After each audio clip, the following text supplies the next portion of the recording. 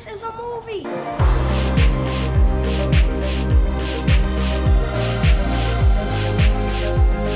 Keep repeating. It's only a movie. Only a movie. Only a movie. I love movies. Gosh, I love movies.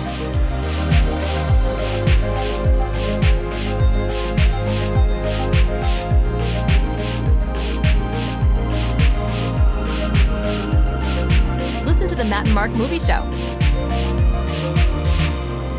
Okay, we'll keep this one short so we get you out for your hard out. In the business, they call it a hard out. They call it a hard out in the biz. That's when you have to leave early. It's not a pornographic term. It sounds like one. And we're just going to get into it. No preamble. Welcome back to the Matt Mark Movie Show. That's a hell of an opener.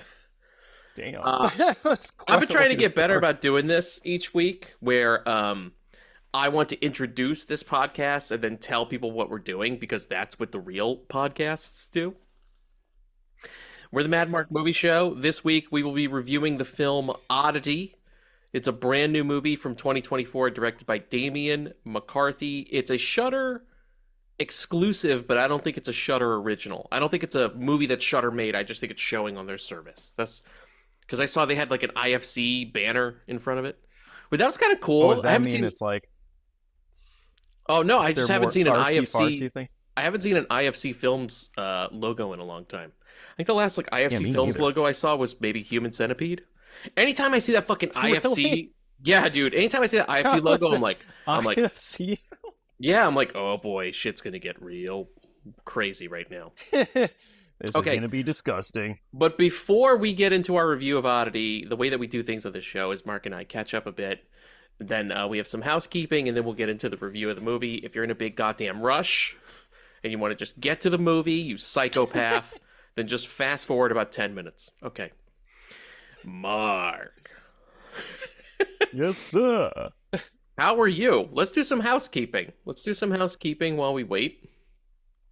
I think I have slight allergies. That's about it. That's all that's going on with you? We'll be rubbing my nose with this tissue. So, occasionally. I want to play something because I want this is not an official start to our spooky season, but it kind of feels like it is. So I need to play something. I need to play this. Kind of spooky if you think about it. That means it started. It could be the official start of our spooky season. And we talked about this on our Alien Romulus episode last week. But Mark, I wanted to show you, because, you know, as you guys may or may not know, we're not doing spoopy episodes this year. We're still doing horror Halloween content, but we're changing the name. We've rebranded Spoopy for reasons I'm not going to go into again, because I fucking described it in full last week. Just go listen to that. But we have a new name and a new logo. Ooh. The producer in the booth was cool enough to make us a new logo, new snazzy logo that I'm going to unveil with Mark right now. If you want to check this shit out, you ready to check this shit out? Please show me. So the producer in the booth is a very artsy person, and she's a great designer. And in her real life, she does this stuff professionally. So we actually get to take advantage of her talent here on our crappy show. So here we go. The Matt and Mark Spoopy season is over. It's now the Matt and Mark Horror Show. And here we go, Mark. Sweet. I'm going to share my screen. Here we go. Share my screen. Mark, get ready. There it is. There is the logo for the Matt and Mark Horror Show. What do you think of that, dude? That looks fucking dope. Go to our paper look. Isn't that cool, awesome. Right? That was my idea. Like, I didn't want to compromise the real logo that much. I kind of thought it would be funny since we know what we're doing, people. It's a play on the name of our show. And I was like, it's so funny if that just the movie part is gone. And the producer in the booth knocked it out of the fucking park with this. Bravo. Bravo. Oh, thanks. Bravo. I fucking love it. It looks great. It looks that cool, right? It's dope too. It kind of makes it look like those more contemporary horror films. It kind of gave me a little bit of a with the the static behind it. It made it kind of feel a little like HHN, like a HHN kind of house would have this kind of vibe with the red infrared static. I really like that. Anyway, if you're listening to our show and you want to see the logo, go to the YouTube version of this podcast, and you'll be able to see the screen at this point and see the new logo. We're not unveiling it just yet. Don't forget to like and subscribe. Sorry. That's right. Wait, we're going to get there. We're not unveiling it just yet because it's not technically the Matt and Mark Horror Show. That's going to come in a couple weeks.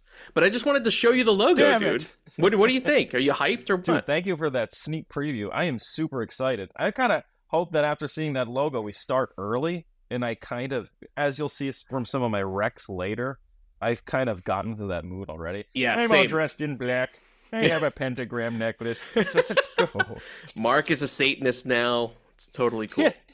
Well, I think I can reveal this. We're going to start mid-September, I think.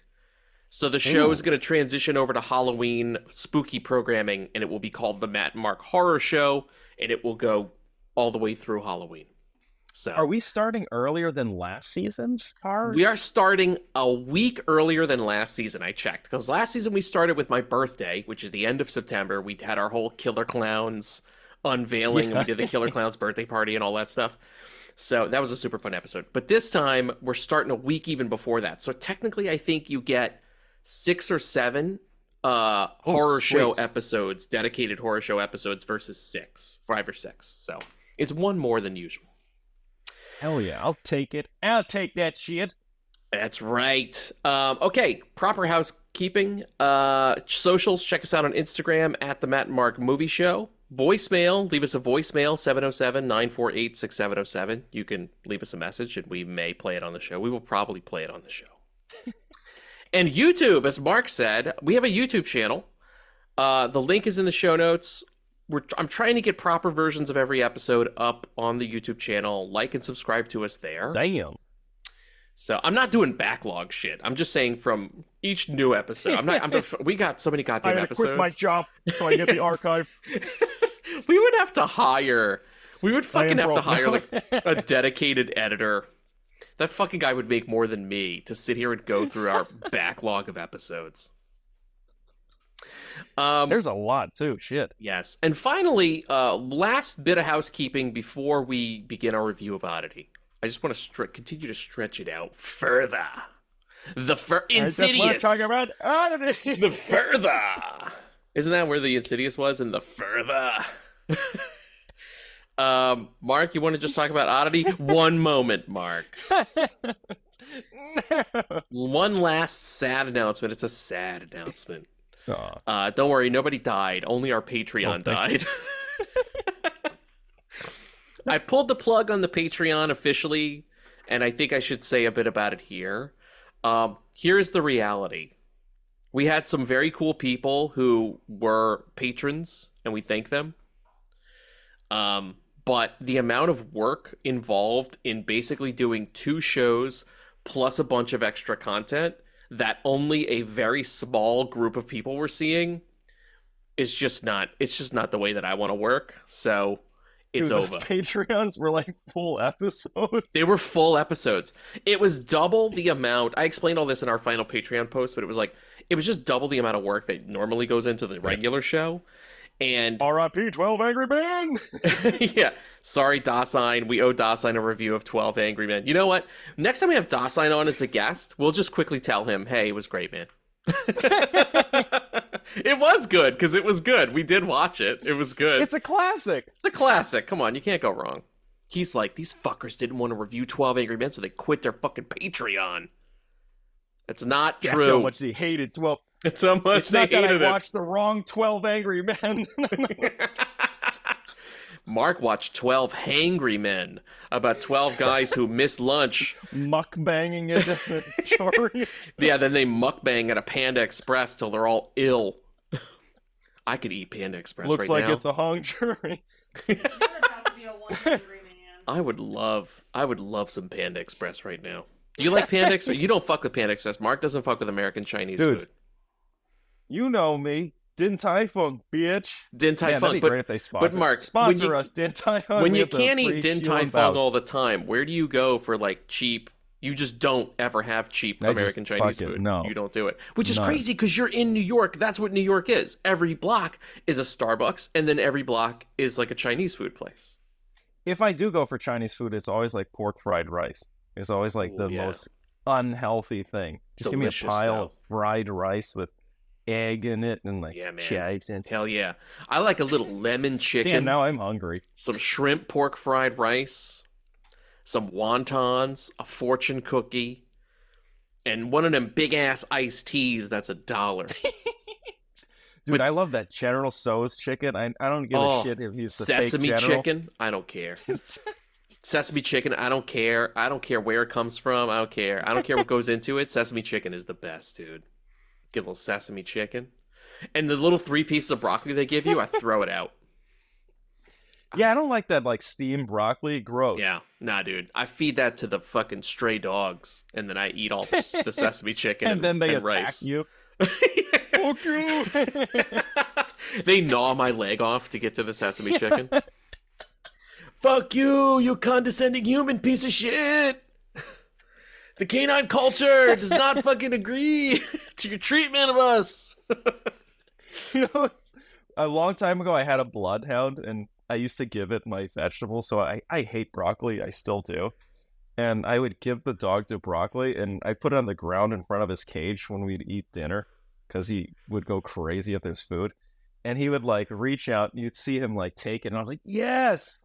And then you just see him working this thing around his mouth, and he would just spit it out whole. He didn't even chew it. He didn't even And have I the get in decency trouble. to swallow it and barf it up like a dog does. A dog will eat a fucking clothing, like a fucking inanimate Dude, object, this a dog coat ate hanger, a and piece barf of it up. Shit. Yeah, it would rather eat dung than eat your fucking vegetables. Was your dog like super bulimic, like super unhealthy? They were like, "Why is your dog No, he all was like thin?" super ripped. He was Telling you, super vegetables, fuck ripped. vegetables, man. Just eat your own shit. And meat. Spit out your veggies. Eat shit. Eat meat. Chase mailmen. This is the way. That's what all the alphas are going to start doing. All the Joe Rogan Worst guys. is I ate my own shit and I got ripped. Yeah. Wow, that's I disgusting. got washboard abs by eating shit. My teeth Spitting are all out brown. broccoli. Yeah. I have 8 kinds of bacteria in my brain, but I don't And give if a you- shit. If you want an infinite food hack, just eat corn and then eat your shit. Ew, gross.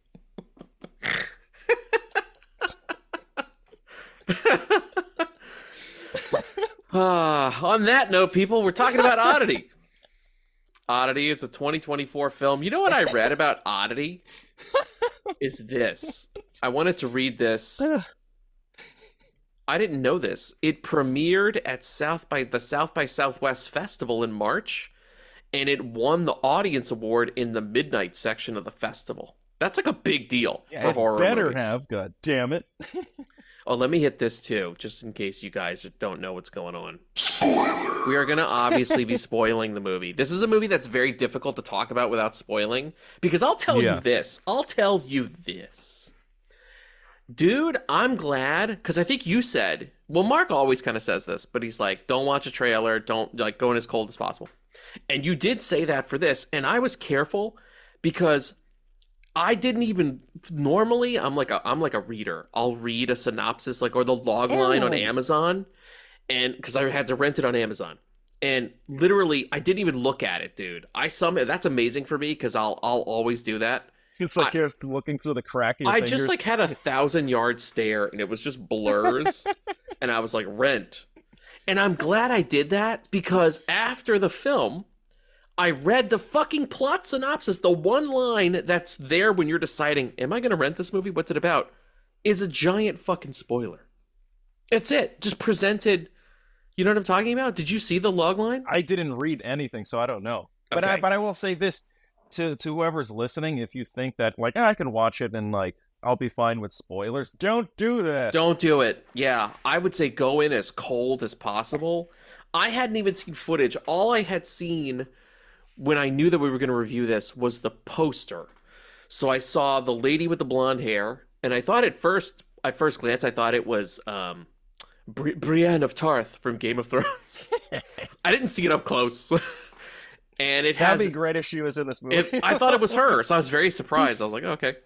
And then on the poster, the invert, it has like an inverted image, and the inverted image is the wooden man that she brings. And that's all I saw. Even, by the way, even seeing the wooden man before the movie ruins it. It does a little bit, but it's cool because he's upside down, so you really don't know what you're looking at. I mean, I clearly saw like a human shape, so I knew something was going to be there, but yeah, man, let's just talk about it. Let's fucking go, dude. Yes, please. Finally. Mark, what did you think of Oddity? I would say if we were to start off the spooky season now, it's the perfect movie. It's so unsettling, and I think to a degree where I found it so terrifying that I don't like looking at my phone, especially for horror films. I would get annoyed with feeling, yeah, look at your phone. But for this movie, it was so creepy that I had to text Matt, and I was like, Jesus Christ, this movie's scary, just to like take myself out of the movie so I could like, get myself settled again. But it's a very relentless movie, and it's constructed really well, so you can't really tell what's kind of like the way it's edited together. They start off, where they pick it up, and it confuses you slightly. Yes, it puts you at a disadvantage. Like that's what I was kind of marveling at, because most of the shit that you and I watch, you watch a little more international stuff, I think, than I do, but I'm always impressed. Like I've come off months and months of American studio movies and schlock movies. So like when I watch something from another country, I'm immediately impressed with how they structure a movie. Like it's just they break the mold because you're fucking exposed to this new way of thinking cinematically, right?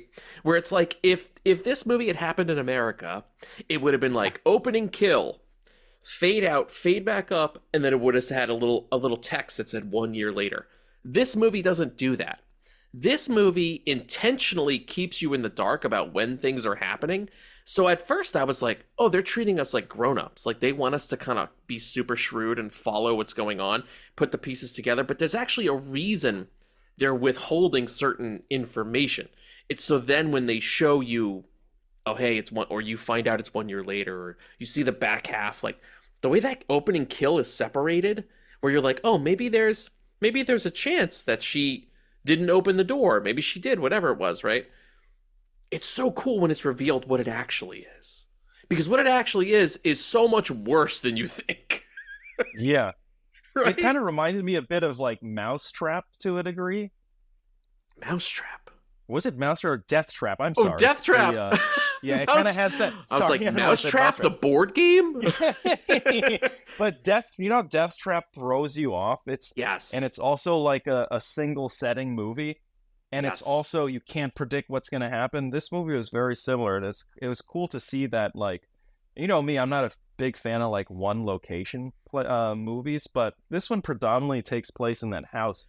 Yeah. But what happens in this house, there's so many layers to it. It's like an onion. You just keep getting deeper and deeper, and it gets more intense as you get to the center. And they make the space work, though. Like, to Mark's point, it's a very big house. That sounds stupid, but like, if different areas feel like different sets. Like you have the upstairs area, which was that long catwalk, which plays a very big part of the movie. You have the main sort of dining hall where all the conversation happens. You have the bedroom, and then you have the outside world, which is either it's pictured very scary, where you don't see anything, or it's like we're at the shop or we're at the guy's hospital. That's it. Like, it's super by the way, smart it works. It may sound stupid that this guy has a big house, but it's part of the story, and it works really well because this doctor has essentially put so much money into restoring, I guess, this old farmhouse and modernizing it. And you kind of understand why he does certain things, because, especially with the housing market, He's kind of like, I put everything into this fucking As a homeowner, stupid were house you and I can't you would have afford to totally been lose this it. guy. You would have been like, "Can I just kill my I wife have to kill my wife so that so I I can keep my house. I could keep paying the mortgage on my home?" My house doesn't yell at me. That's terrible. But that's the other thing I appreciated. I was trying to give the producer in the booth a play-by-play after, because she doesn't watch horror movies, but she likes to hear about them. And I was like, it's not what you think. I was like, it's not a haunted house movie. That setup that we just said feels like a haunted house movie. Yeah. But what's crazy about this movie is it's a mystery and it's also a revenge movie.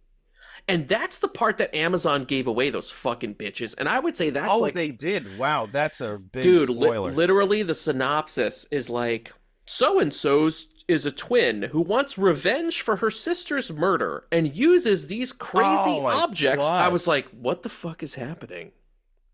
Oh no, It that was like totally a pure destroys spoiler. it. Yes, it's like a pure spoiler, because half the fun of the mystery is A, figuring out why the lady's twin sister wants to be there at all, right? Because this horrific thing happened.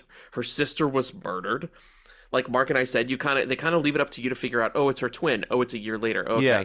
And you're like, why would she want to go there? And this movie is so fucking smart that it wants to do character work but freak you out at the same time. So it's like she owns a curio shop, like a curiosity shop with cursed objects. And what her deal is she's like a psychic. Also cool. Great fucking setup. To me, I was like, Guillermo del Toro wishes he had this setup. That's like such a good plot. Oh yeah. You know that fucking guy wishes he thought of that.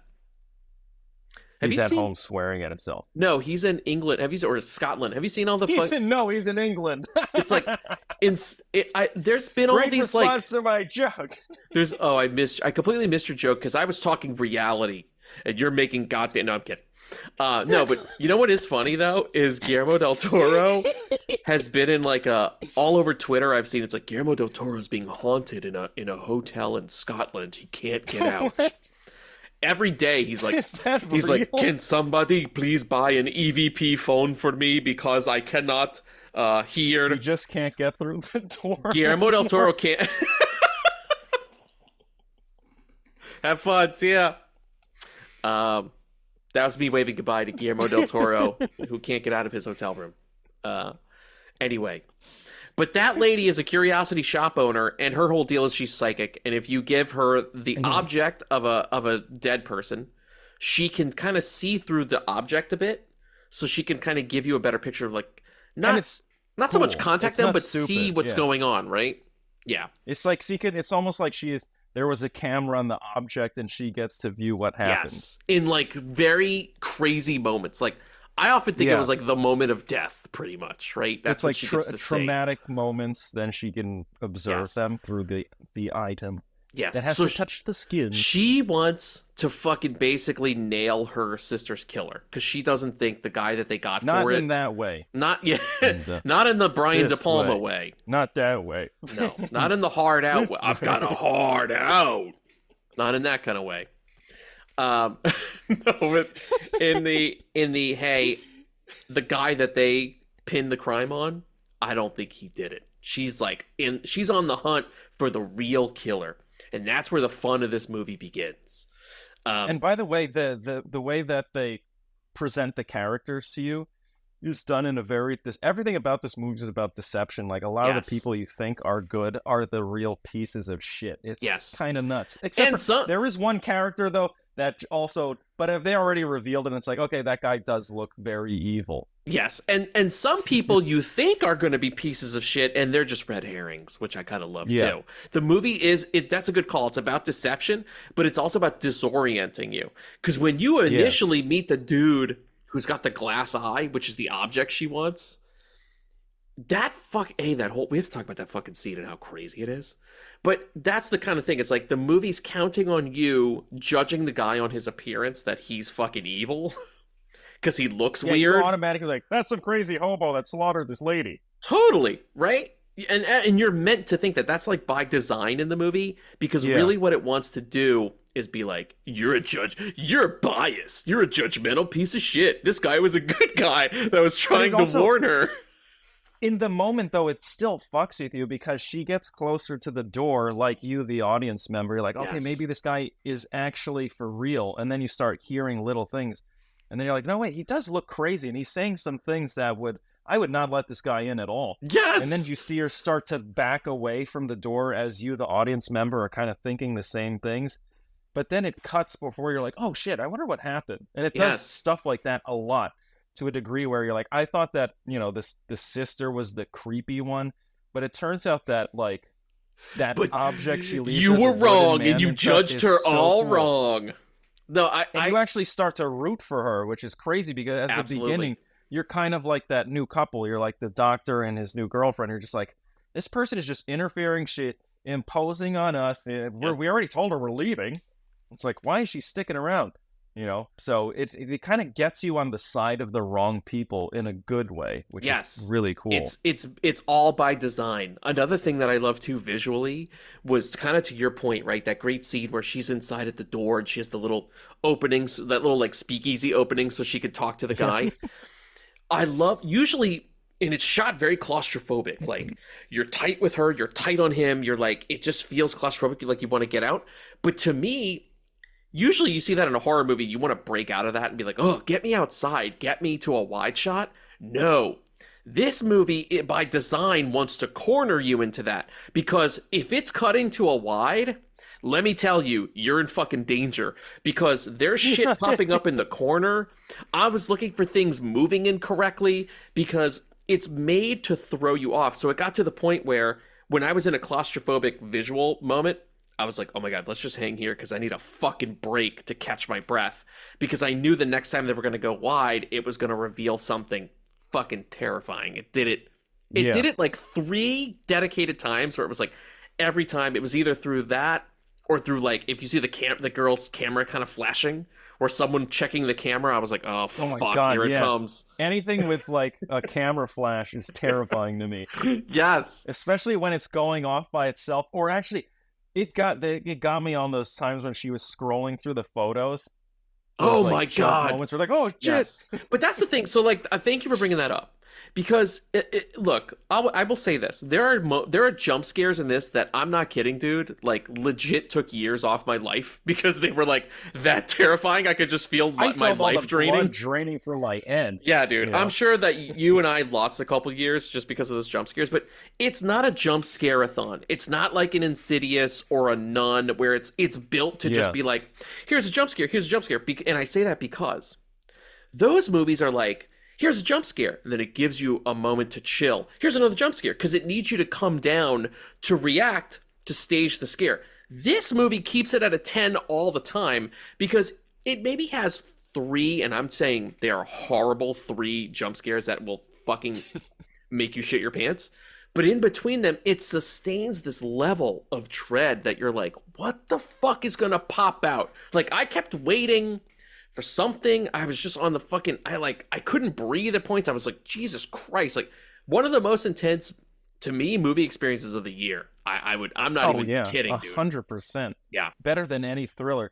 Especially that one part where when she was just the use of the space. Yes. And of course, it should be mentioned that the twin sister is blind. So there's one scene where she's kind of resting in the couch, and there's this weird wooden man that she's brought in, and it has 5 holes in the back of its head. Oh, yeah. And she's extracting the contents from them. Man, Terrifying. I was just like grabbing and wringing my dude, hands even just time. the shot revealing his like bowling ball holes in his head, like I was afraid to see what was gonna be pulled out and if he was gonna move when she touched it. That's what I was waiting for. Because it's that kind of a movie. Turn its head or something. Yeah. Yes, but it kind of does that too. It does do that later, but it does it in a great way. Oh my God. That was the other cool thing. It's It's like down from that balcony. And yes, when it's looking up at her. Jesus Christ, dude, Good. that was the other cool thing. The disorienting way that was presented was like, I mean, I knew because of the poster, but like this trunk that's delivered to the house, I knew the wooden man was in there, but the way he's introduced in the movie is so smart because like they never directly show him until he's out and seated. until it's like a surprise. Like you always you see a hint of his hand, or you see just from the back that Pulp Fiction kind of briefcase shot of people reacting to something inside of a case we're not seeing. Yeah. Same deal. The couple's reacting to what's in the trunk. Why would you bring this? Why would you give us this? And so it's the shock, dude, when they come out and see a fucking wooden automaton sitting at the table, and it's not mouth open. And that's the thing. It's like, if it was just a wooden automaton, whatever, but it's styled and designed to look as off-putting as possible. Like its features look like scratched. Its mouth is all open. It looks really pained and weird. It has this horrible expression. Eyes are just like blank and wide open. It looks like it revealed. looks like it's seen something terrifying too, while being terrifying at the same time. Yes. And then you find out what it actually is, and it's fucking so cool. crazy. It's so cool.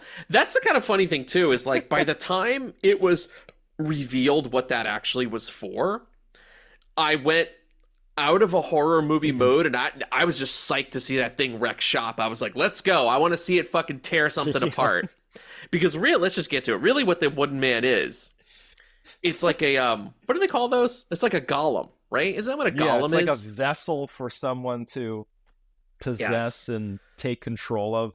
Right, and the blind lady can use her psychic abilities to possess the golem and kill people, basically. Because, like, the last guy she went after, that's how she knew she was wrong, right? Because she killed the man she thought had murdered her sister. She mentions it, and she's like, I can't, she did that, yes. Well, you see his head was like popped like a balloon. Completely smushed. Oh my god, that gag was fucking disgusting. That was such a great reveal.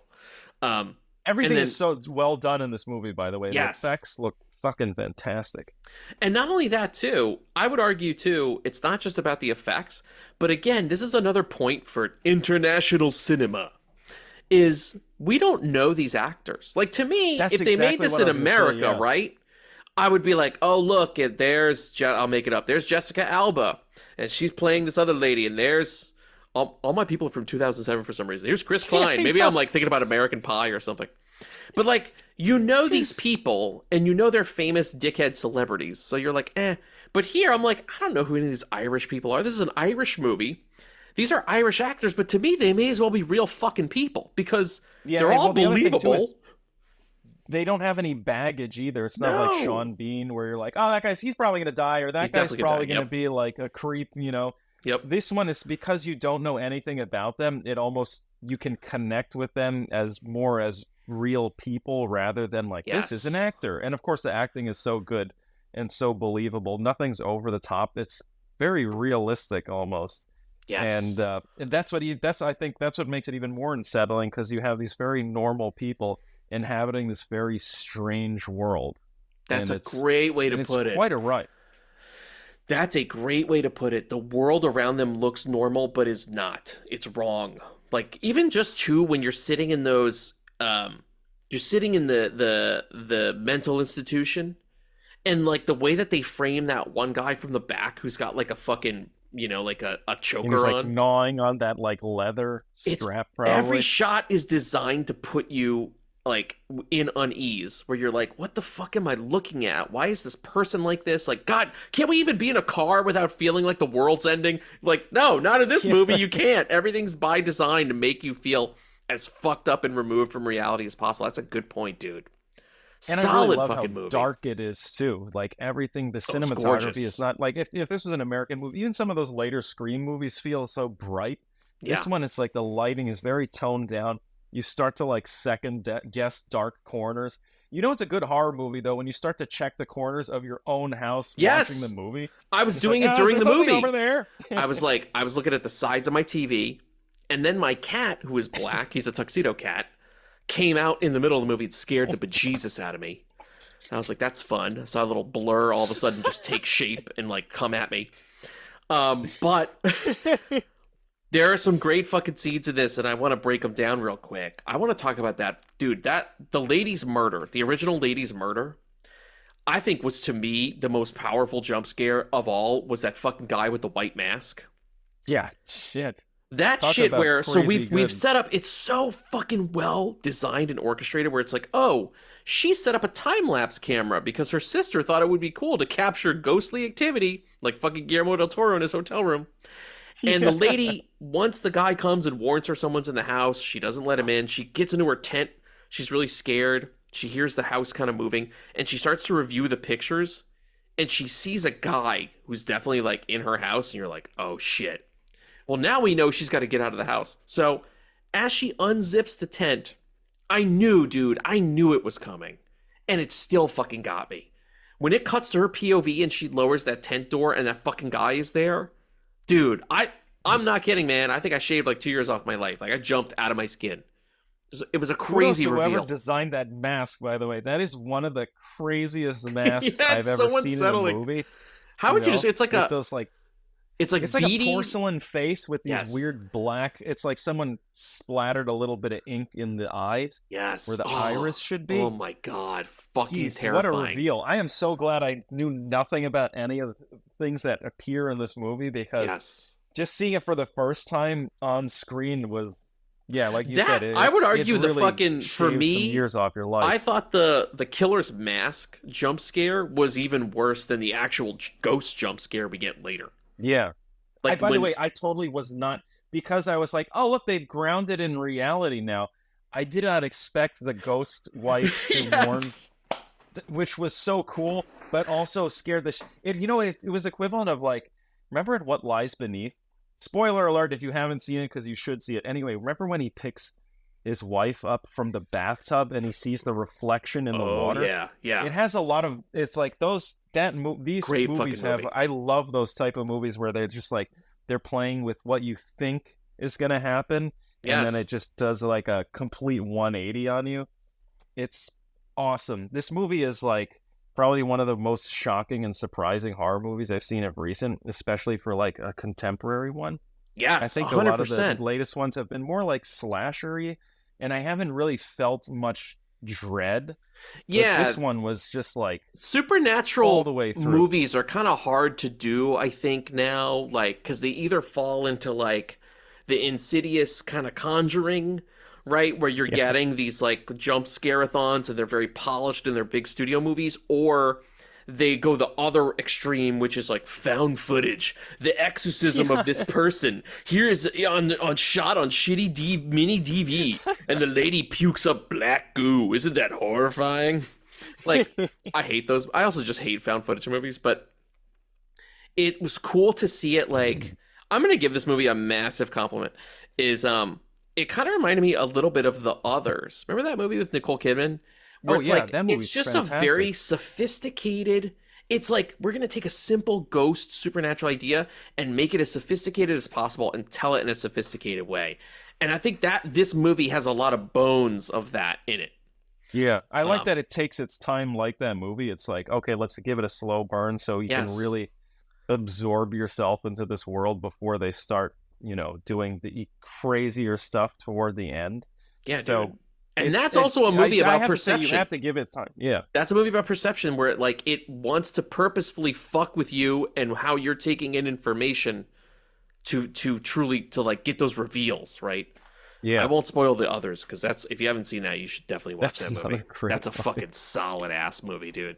Damn, all these movies you mentioned now, I kind of want to rewatch them. But this movie is... This movie made me it want to holds rewatch its The own with Others. them. Yeah, it made me want to rewatch The Others right away. I was like, this just feels like it'd be a great companion. But kudos, man, because this is like an indie movie. Clearly, it's playing festivals and shit. I thought of another movie. This is no shade to our brother podcast at Love of Cinema, but they had me on recently for a fucking whack bullshit movie called Baghead. It's a fucking travesty, this movie. And here's the funny part. It's an Irish horror movie that's supernatural. Is And it I considered think really good, though? no, I think Jeff was like drunk that day because when he picked the movie, I think he thought it was something good. Either that or Jeff was just attracted to the word baghead and he was like, that's funny. Ha ha ha. And then when we got there, surprise, it sucked. Right? And I kept thinking about Jeff too during the movie last night because I was like, dude, if Jeff would have only chosen this movie, we would have had something to talk about other than fucking Baghead, which was about as effective as a bag of shit that a dog eats. Okay? It was just funny. Actually, Jeff, if you listen to this episode, will you please tell us what the fuck you were thinking and why you chose that movie? Because this is the superior Irish horror movie. Leave a voicemail. Yeah, leave a 5-part voicemail. Jeff doesn't leave us voicemails anymore. He also has stopped contributing to our text thread. Do you notice that? I was like, wow, it's me, vanished. Mark, and Dave.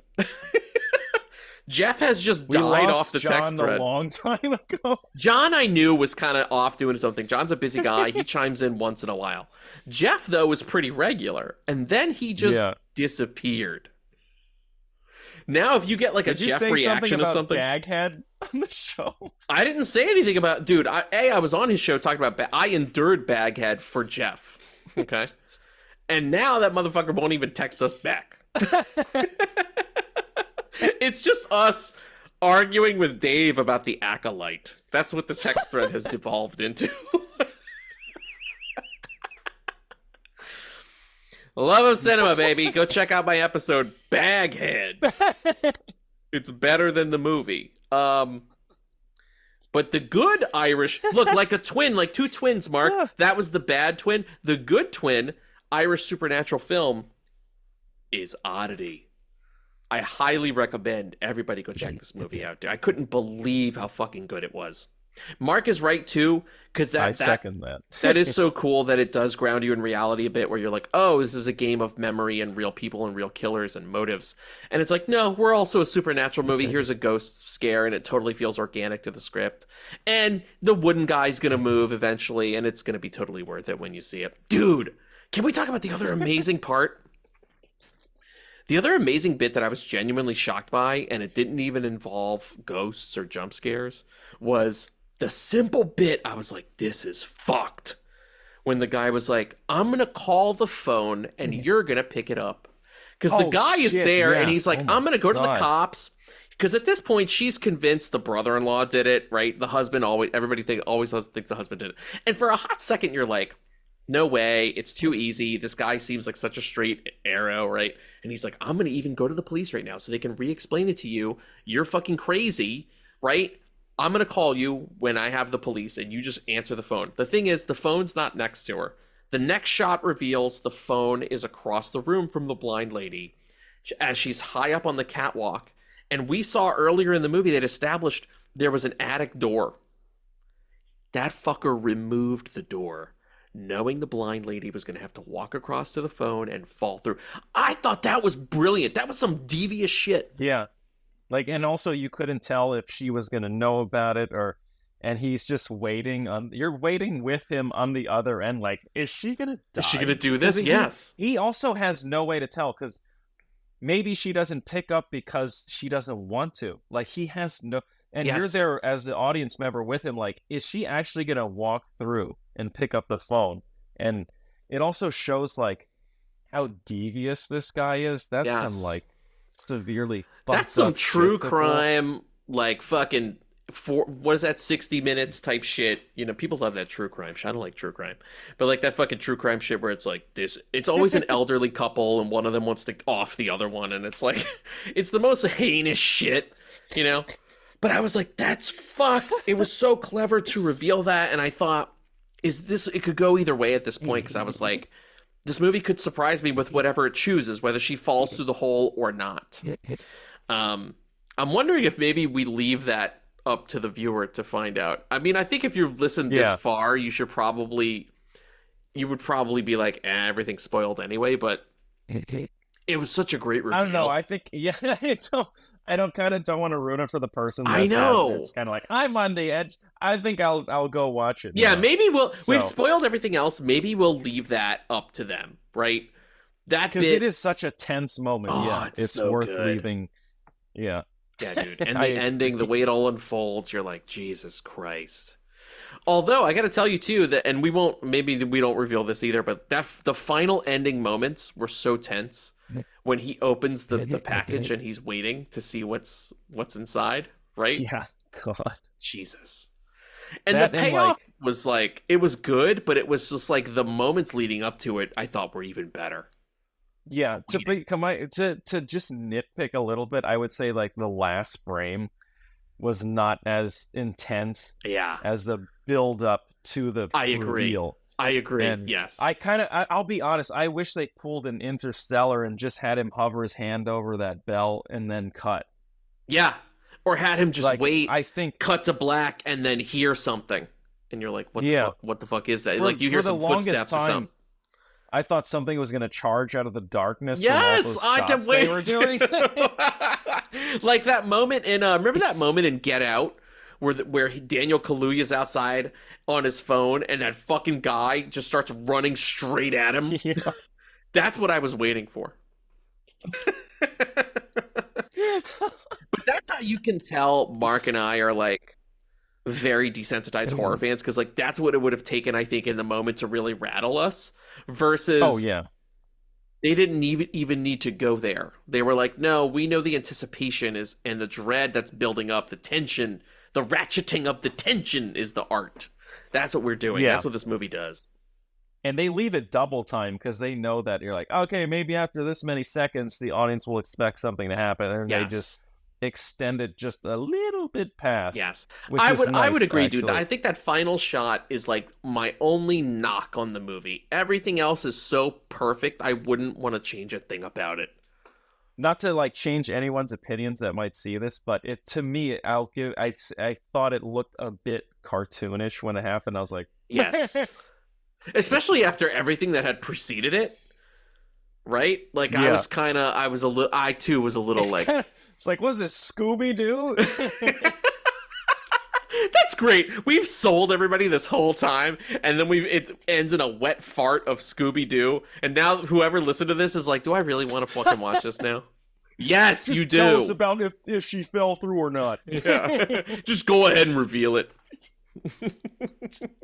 By the way, that is just like, if I had to knock the film on something, Yes. and it doesn't ruin the film in any way, shape, or form, but No. if I had to pick something, because up until then, it's such a perfect movie, and it's actually going to be I think it's up there with one of my favorite horror films now, because it's to the, sometimes you see Shudder, I'll be honest, not to make fun of Shudder, but No, sometimes you I see know what that you're gonna say. logo, Yeah.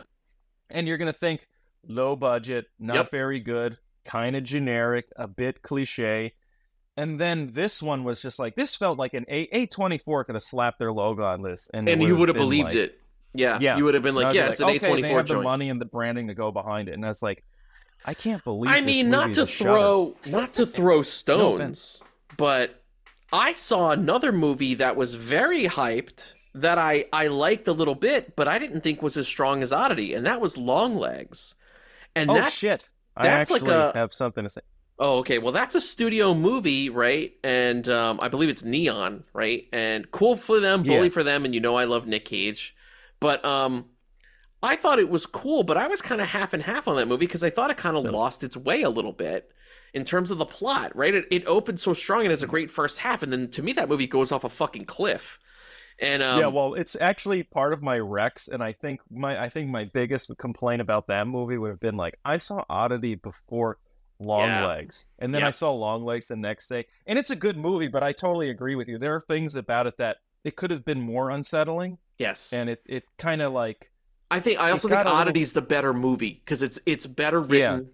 It's the plot is they didn't.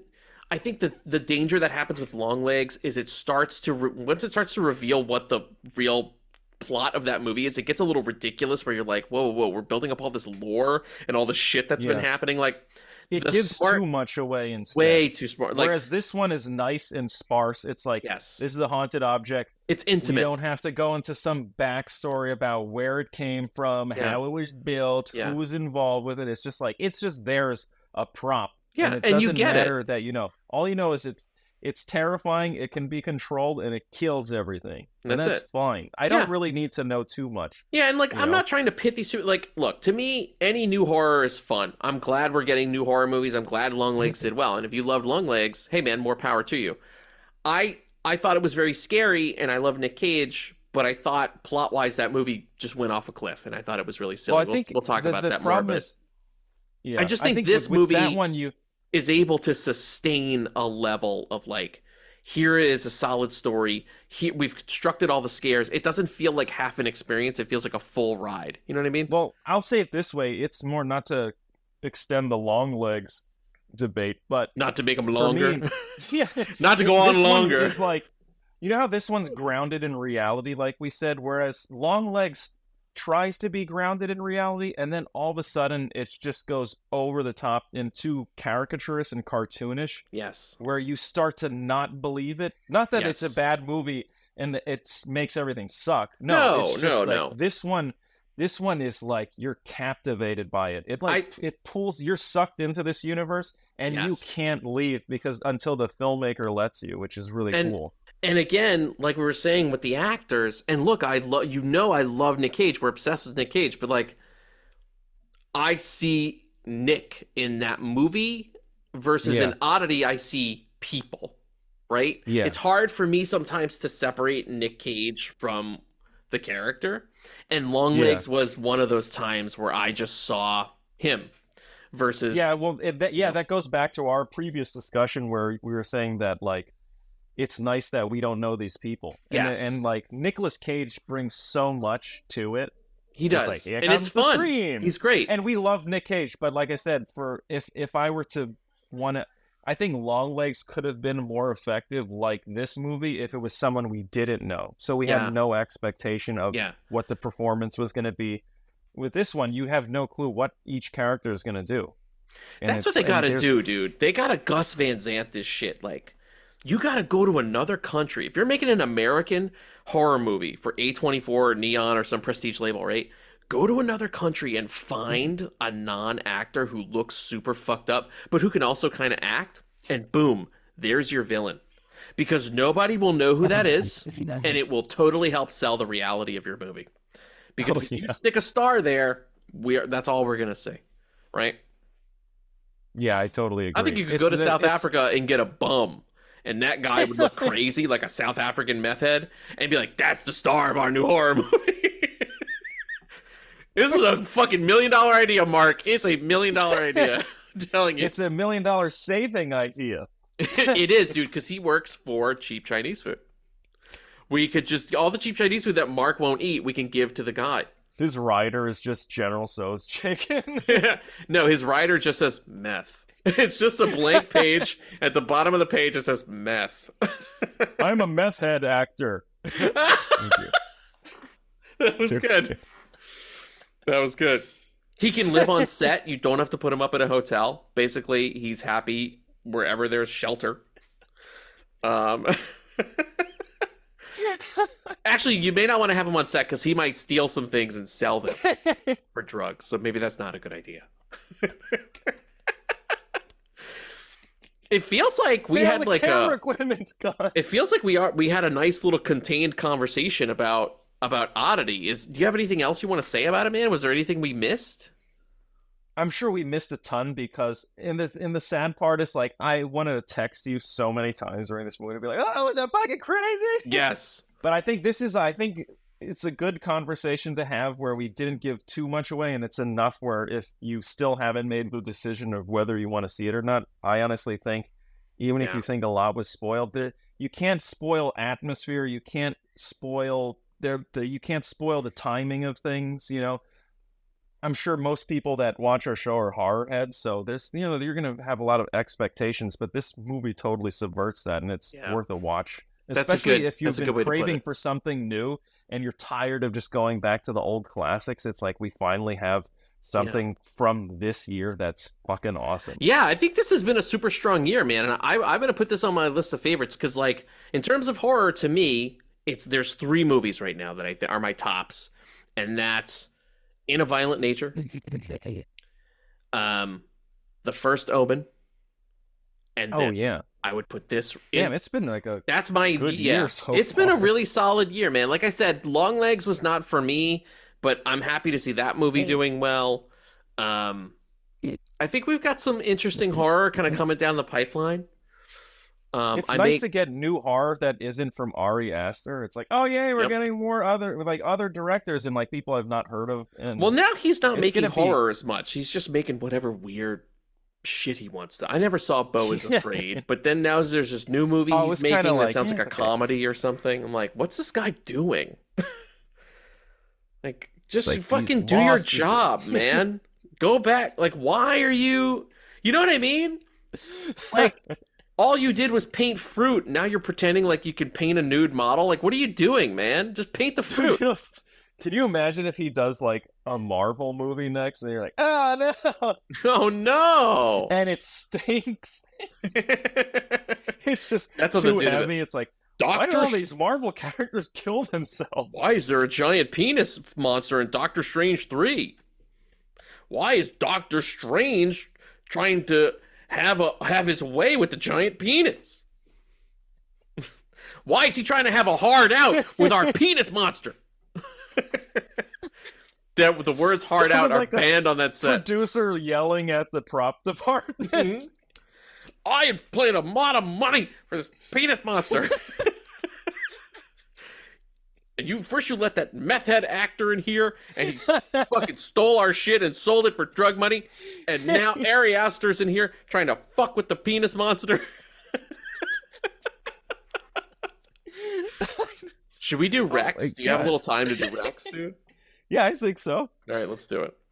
Let me see. How many do you have?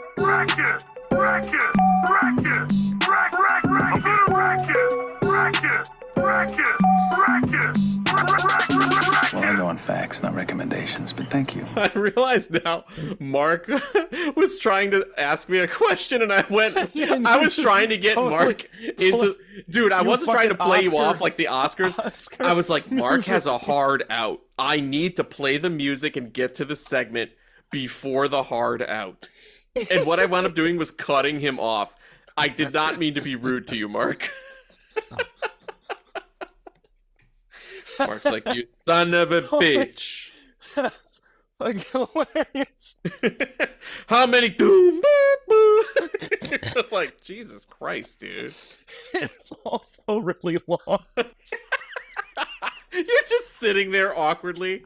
I'm like, well, I gotta wait till the end of the song plays so I can fucking ask him, or tell him rather, hey, this is what happened. I don't want the man to think I was being rude and cutting him off. Oh my god, that's hilarious. To answer your question that I rudely interrupted, I have three. I have three things I want to bring up. Got it. How many do you have? 4. I got 4. How do you want to do it, by the way? Do you just do all yeah, at once, let's run through. Let's just run through, I think. Okay. Here, if you want, I'll give you a minute. I'll get started. Okay. Hey, I did one of my nerdy documentaries that I like to do. This one was not about... nice. Yeah, this one was actually a docu-series. It's a docu-series. There are 3 parts, and each part is feature length. So each part is like 2 hours. Oh, shit. It's called Time Warp. Have you heard of this? No. Time Warp? Okay, here's the thing. It's not good. But I'm gonna wreck garbage. But I really liked it. No, there are things here. I think that's what it is. The overall series is very plain. Like, if you know any, it's all about not made well. It's just and it's all about cult movies. That's all it is. It's all about each episode is a different segment of cult movies. Like, one is all about cult cinema in general. One is about horror and sci-fi cult movies. And the third is comedies, all cult comedies, like John Waters, Super Troopers, Kingpin, like. And here's the thing: if you like movie stuff and inside baseball stuff like I do, I think the reason I can't say that it's amazing is because a lot of the stories they tell, especially in the first 2, are things I knew already. Because I've already, like, as a fan, I've done my digging on Monty Python and the Holy Grail. Yeah, it's or Big Lebowski. I'm like, I know all these stories, right? It is very surface level, but what's fucking great about it is twofold. One, there are some cult movies inevitably that they bring up that I've never heard of, that I was like, oh, that's on my radar now. That's on my radar. And 2, as they got further along, I thought the cult comedy installment was the best one because it had the most... Really?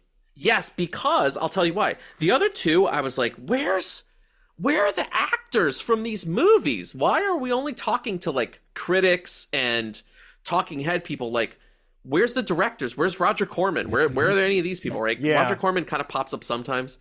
But it's like, Did you not have enough interview time? The third one with the comedies, we had no money. they had no money. They had every cast member. It was like, oh, you're talking about Fast Times at Ridgemont High? Here's like all the cast from Fast Times. Oh, we're talking about What? Office Space? Here's everybody from Office Space.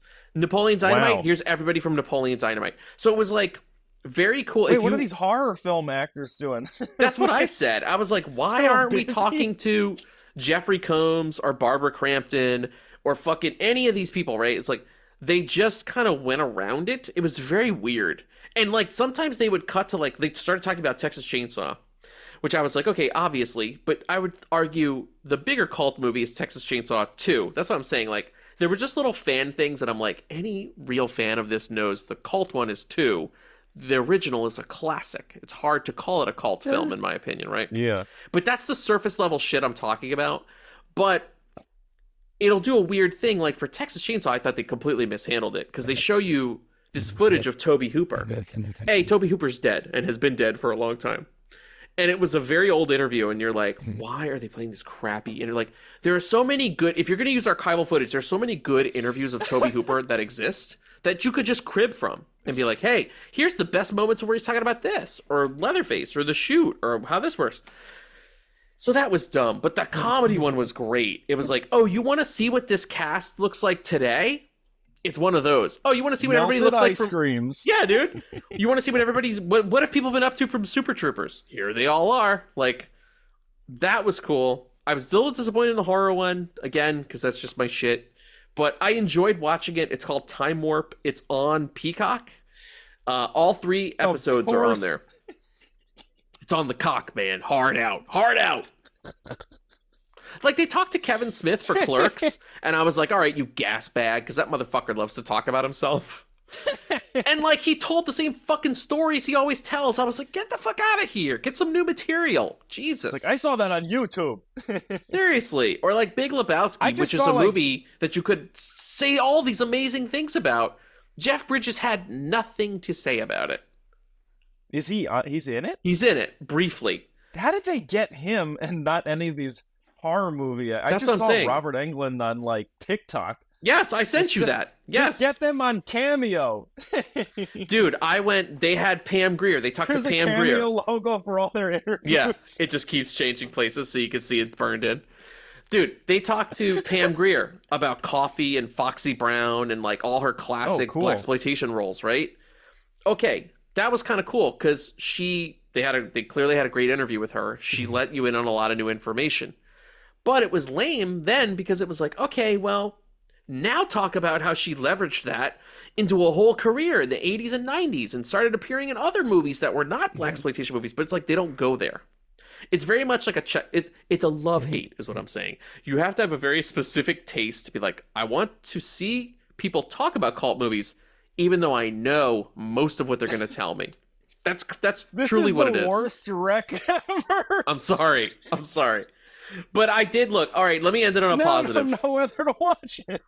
I did learn about some new cult films that I added to my watch list that I've never heard of before, like Faster Pussycat Kill Kill, which sounds amazing. Oh, you've not heard of that movie? What? Not her. I don't know Russ Meyer stuff that well. Like Beyond the Valley of the Dolls, Faster. I'm not familiar with his filmography, so I'm very excited. The clips they showed, I was like, this looks fucking great. And the other one that I'd heard of, but I've never seen is called The Brother from Another Planet. Say the brother from another mother? No, What is it's called The Brother from Another Planet, and it stars Joe Morton from T2 and Speed. The guy who's like, Oh yeah. Okay. and it's like this weird indie movie where he plays a Martian that comes down to Earth, and it looks like it's a New York movie. It's almost like shit. if Jim Jarmusch, he didn't direct it, but it looks like if Jim Jarmusch made an Alien movie. It's John Wow, Sayles, this I looks think, kind of directed it. cool. Yeah, so that's yeah, you're another right, one it is, yeah. I added to my list. I was like, Brother from Another Planet, this looks really cool. So it was cool for those reasons. I think the positives outweigh the negatives. Again, do I think you're going to learn a bunch of new shit? I didn't. But also, I've looked all this shit up before because I'm interested in these movies. So take it with a grain of to salt. be honest, like, you are like a movie encyclopedia, and you've consumed so much stuff that Yeah. I think to your average person, this one will be like, holy shit! They will probably be blown But away. I guess you know so much and have like been part of the genre for so long. It's like very few things will surprise you. Oh yeah. Oh yeah. And like I said, like I just wanted some new sound bites or new stories, and I was like, this is all the same shit. So It's kind of disappointing, I guess, to hear that the horror section couldn't muster up some legends. Come on. yeah, it was really disappointing, especially too because the whole thing, I didn't even mention this. The whole thing is hosted by Joe Dante, one of my favorite directors. That was Oh, the other reason shit. I watched it. Okay. I love Joe. I love his movies. Gremlins, one of my favorite movies of all time ever. Do you think they talked about any Joe Dante movies? No. All Joe does is make cult movies. Rana, Gremlins, Matinee. They didn't talk about any Joe Dante movies. I'm sure he was probably like, don't put my movies in. It's super. I don't want to fucking talk about them. But like, get the fuck out He's of not here. like Ridley Scott naming his own movie. Yeah. What are your top 4 favorites? Gladiator, Thelma and Louise, Alien, The Duelist. Alien, Blade Runner. They're like, sorry, that's more than 4. I don't care. A Good Year. Matchstick Man. Magic Man. Alien Covenant. Fuck you, I loved it. Okay, the next one is a horror rec. I'm going to do a horror rec here because I don't think I've talked about it on this show. I watched a bizarre, awesome, but bizarre movie from 1981 called Scarecrows.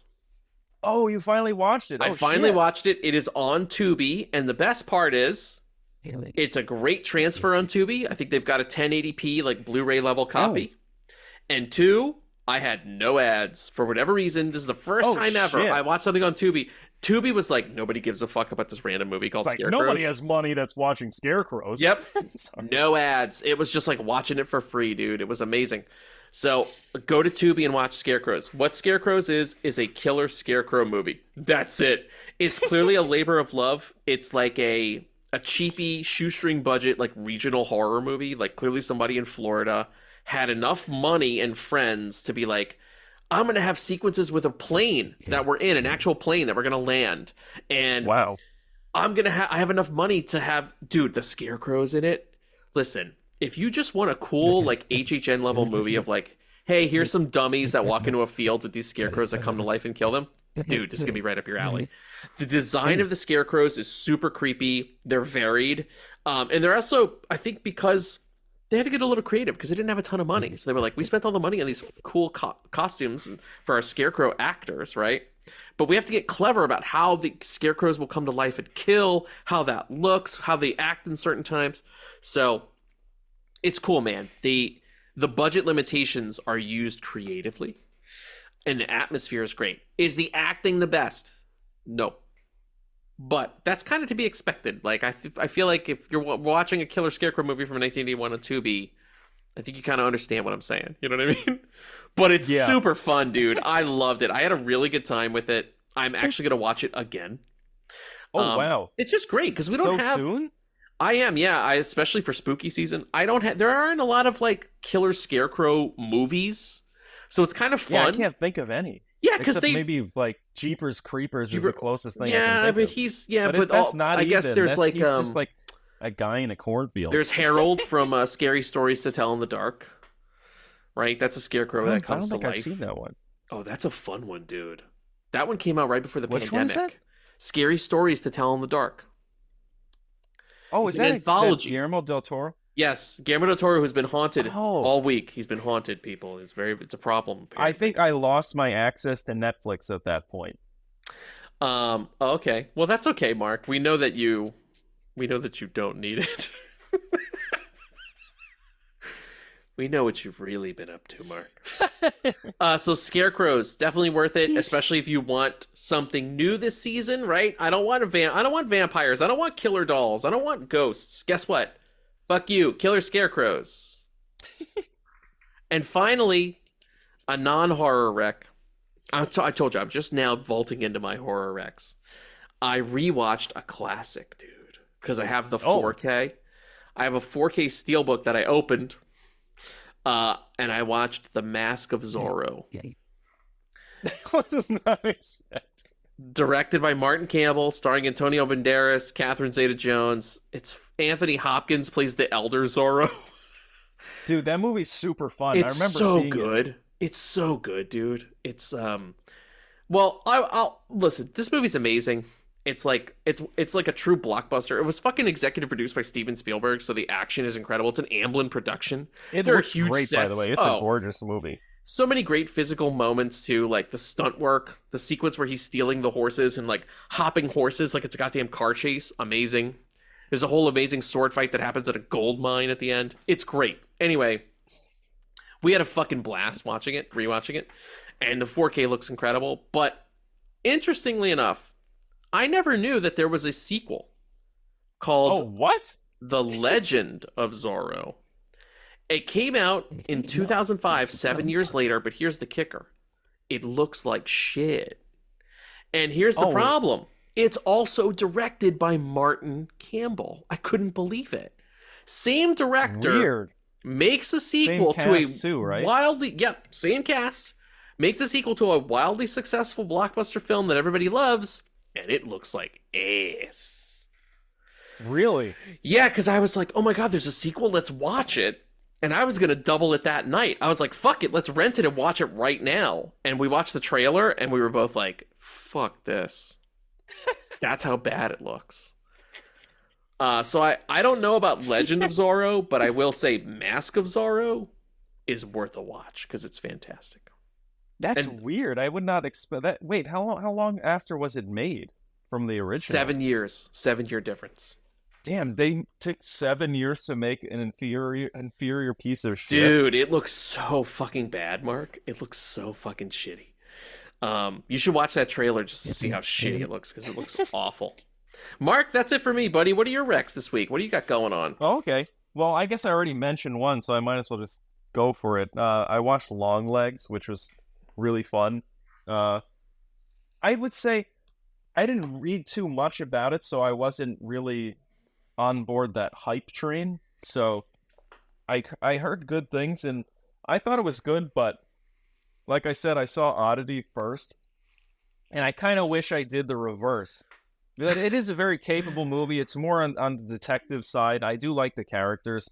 Sometimes Nicolas Cage is a bit too much, and he looks too Yeah. fake. I kind of hate the There's way he something- looks in the movie. He's too weird. And I just, you know what I do remember? I do remember hearing people talk about how, like, oh, Nicolas Cage looked crazy. And then he looked like Liberace. And I was like, what? This is not scary. He's a Liberace doll maker. Or like, what's And then that lady who's like famous for the wrong reasons because of all her plastic surgery? What's her name? She looks like a cat lady. Oh, I know what you're talking about. You know what I'm talking yeah. about? She's a fashion. You know these fashion people. I don't know these It's a Donatella fashion. Versace. That's it. That's it, dude. It's a fashion lady who looks like a cat. She looks like a Thundercat. Yeah. Sorry, she does. Thundercat. You know what I'm talking about? She looks like a That's what you got to do, man. If you make a Thundercats movie, you cast people that look like cats. Boom. Perfect. That'd be crazy. No makeup Starring department needed. Donatella Versace. But Mark, you liked Long Legs? I feel as though I took a big shit on it, like you did with your I did take a big that shit on it. that series. Sorry, I took a But- shit on it. It's I think it's worth watching. It's cool.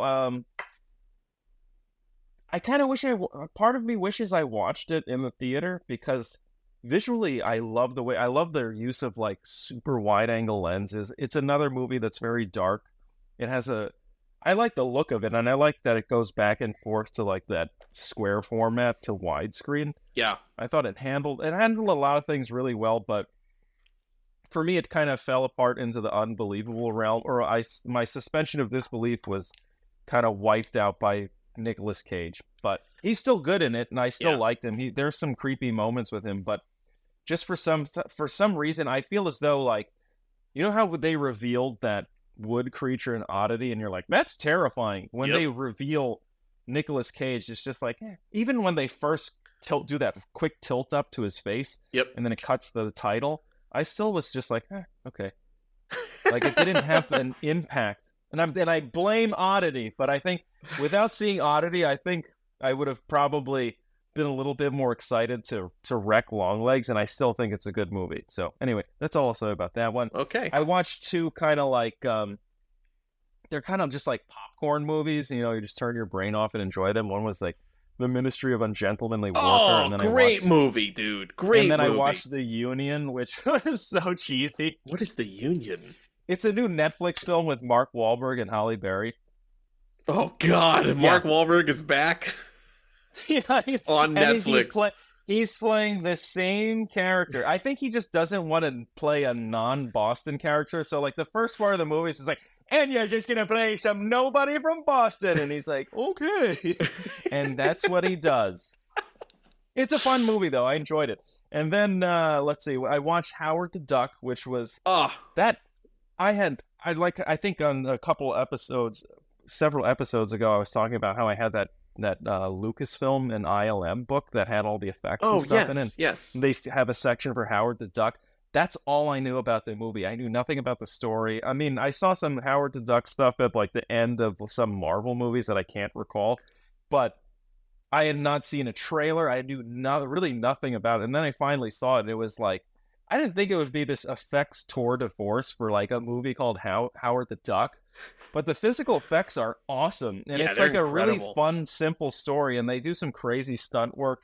I thought it was going to be some low budget piece of shit, but it's actually really fun. Yeah, and it's all types of effects. It's like practical physical effects, rubber suit effects, robotic effects, and fucking Phil Tippett stop motion animation, dude. When those dark overlords come down, looks amazing. It looks cool, yeah. Yeah, it looks some of the fucking opticals, great. like the lightning effects, some of them look like shit in movies. This one, they looked really cool. Like when that one guy, I forget the actor's name, that he kind of looks like a and he's like shooting. Oh, he doesn't just kind of look like it. He is. I think he actually is. He actually is. Yeah. I gotta make a note to cut that. Oh no! Cut. Hey, you can't say that now. Cut. Reference. And. Oh, let me retake that. Oh, great. Yeah, please. Remember that guy that shoots the lightning out of his fingers? Yes. Those effects look really damn good. And he was like launching people out of the way. Totally. Thank you, Mark. Anyway, the next movie I saw. Wait. Did you like Howard the Duck? Like, were you laughing? Did you appreciate the humor? Yeah. Like, I loved it. Dude, the first part is hilarious, too, when they're like showing his You saw some duck titties. Yeah, dude, I did not expect to see Mark texted me and Tommy because I think wasn't it last week with Alien Romulus? All three of us were talking about it. You guys, yeah, yes. You two were talking about it, and I was like, okay, I got. And we were texting each other, and I texted a picture of me with the Howard the Duck 4K, and I was like, all right, here I go, I'm gonna watch it. And Tommy texted a picture of his, and then Mark started texting us. He's like, I never would have thought it was great because there were like 8 hours of quiet. And the first text I get after that was, I never thought in my life I would be sitting here looking at duck tits. I laughed like an idiot when I read that. Fucking amazing. Was this movie PG or something? PG-13, I believe. PG-13. Wow. But still got away with showing them duck boobies. Yeah, I don't know how they got away with that. That's pretty crazy. Some good-looking duck tits. Also, dude, how awesome is it too that like not only are they duck like breast, are they like here or I can't. God damn it.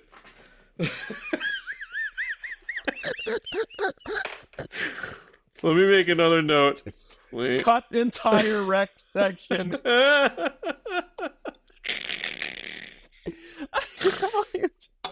So soon after. Dude, when they have I'll just bleep Holy it. Shit. When they have the little actor in the duck suit, not only is it an actor in a rubber suit, that's crazy, right? It's working with the robotics and the controls in the face. That's crazy. They pull a fucking magic trick and have that same setup with the duck in a Cessna plane flying Tim Robbins around, and it is real. It's not on a set. There's no fucking back projection where they're cheating. That Cessna's really flying over real swampland. It is crazy. Like, what they were able to technically achieve in Howard the Duck blows me away every time I watch it. And I was looking for, like, where's the wires that are running under to control? Yes. And then you just see the actor just standing there in the open, and there's, like, nothing around. You're like, dude, that's why you're watching it and you're like, this movie is incredible.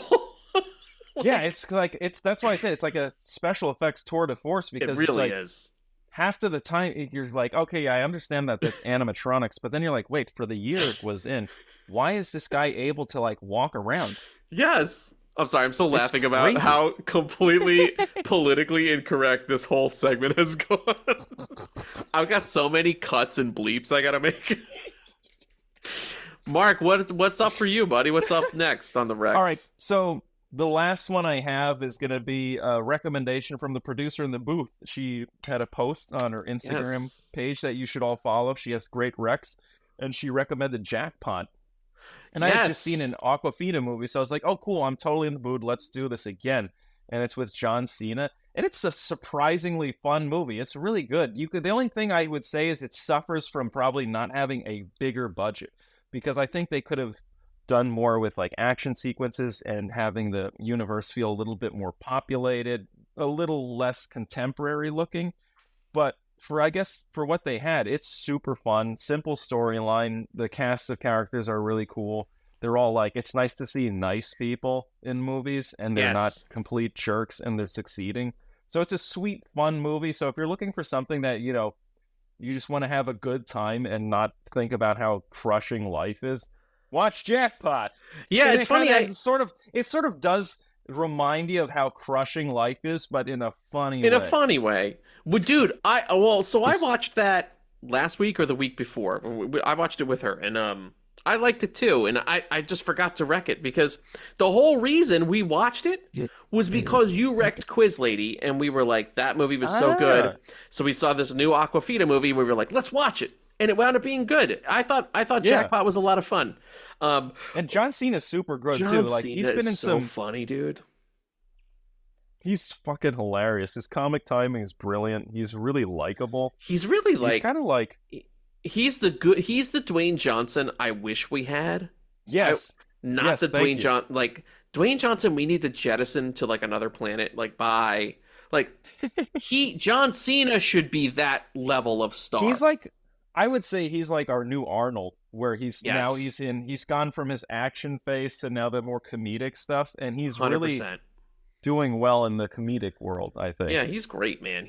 I'll watch anything with that guy in it, because he's so goddamn good. Oh, yeah. It also really made me excited, because I was like, where's my Peacemaker season 2? God damn it, I'm ready. Yeah. It was been cool like to 4 see him years. Ass. Yeah, man. Especially since Argyle, it's like, oh no, he was in Argyle. Oh shit. Yeah, he quickly got away from the track. He's cool. The stink of Argyle. He's like, I gotta wash that shit off me. I had a hard out of Argyle. Jeff hard outed from our fucking text thread.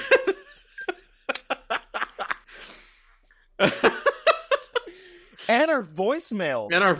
We need to lure kept that number alive. Dude, we need to lure Jeff back to this show somehow. How do we do it? Send him some beer. That's it. That's exactly how we do it. I'll say I'm in the same city. I'll Uber eats him some booze. Perfect, dude. We'll booze Jeff, him up. Provide me with your address. Tell us where you live. Yo, you move, racing me. Mark, anything else for you, buddy? Is that it? I think that's it, yeah. That's it. That's quacktastic. So that's it for us here this week. It's a big thumbs up from both of us for Oddity. Oh, yeah, hell yeah. I have no fucking clue what we're going to do next week, because next week is Labor Day. It's Labor Day here in the States. Oh, we could do the Killers like you originally had planned. Oh, yeah, I guess we could. Tune in. Pay attention to our socials, and you'll find out. I usually try to tell people what we're watching. You'll find out what we'll be reviewing next. Until next time, have a great Labor Day. We're out of here. Peace. Peace.